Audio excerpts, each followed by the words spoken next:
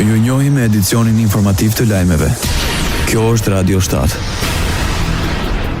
Kryetari i BDI-s Ali Ahmeti apelon që Shkupi dhe Prishtina të ndjekin rrugtimin e Shqipërisë për integrim. Përmes rrjeteve sociale, Ali Ahmeti nënvizoi se Shqipëria arriti që për 12 muaj të hap kapitujt negociues të ndarë në 6 grup kapituj që në vetvete përbën rekord të mbreslënës. E ardhmja europiane është rruga e vetme për shqiptarët dhe për të gjithë të tjerët të Ballkanit Perëndimor. Maqedonia e Veriut dhe Kosova duhet të ndjekin hapat dhe të bashkangjiten për kushtimit të Shqipërisë dhe të Malit të Zi për të integruar në Bashkimin Evropian me angazhim konkret në tejkalimin e sfidave përpara nesh, apelon Ali Ahmeti. Arritje e jashtëzakonshme, një bravo e madhe për Shqipërinë, e komentoi kryetari i BDI-s hapjen e të gjithë grup kapitujve për anëtarësim. Koalicioni Vlen në Maqedoninë e Veriut akuzon ish pushtetin BDI-LSDM se kanë keq përdorur kalimin e ligjeve me ashtu quajturin flamur europian. Nga Vlen thonë se në maskën e harmonizimit me BE-n, ata votuan ndryshime në kodin penal. Sipas shumicës në pushtet, kodi i ri penal nuk është ligj për standarde europiane, por ofertë amnistie për kapjen e shtetit e nënshkruar nga BDI në emër të shqiptarëve, por në interes të Gruevskit, Mjallkovit dhe klikave që kanë plaçshkitur edhe shqiptarët dhe Maqedoninë e Veriut. Sipas Vlen, prioritet është një sistem penal që mbron qytetarët dhe drejtësinë, jo ata që për vite të tëra e përdorën ligjin për të pastruar vetveten nga skandalet.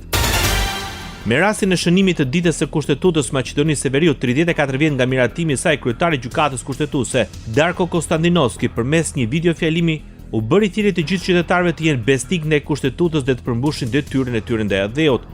Почитувани граѓани, по повод 17 ноември, денот кога пред 34 години е донесен Уставот на Републиката, ве повикувам да му бидеме лојални на Уставот.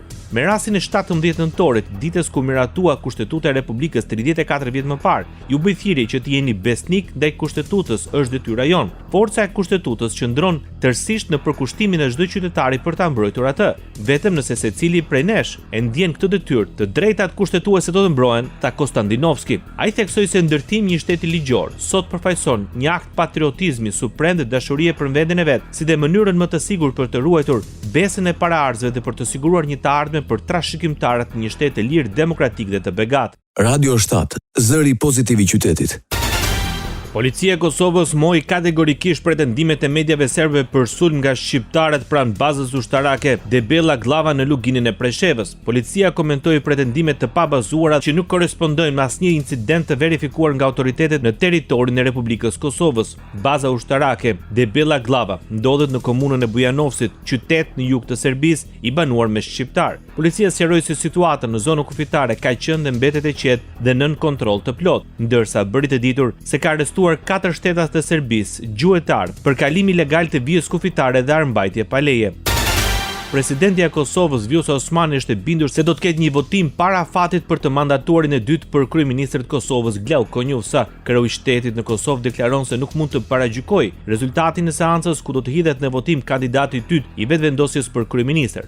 Osmani ka sqaruar se nuk kërkohet garanci, por që ka vlerësuar se Konjufsa i ka gjasat për qenë mandatari i dytë. Ndoqët lajmet shkurt në Radio 7, zëri pozitiv i qytetit.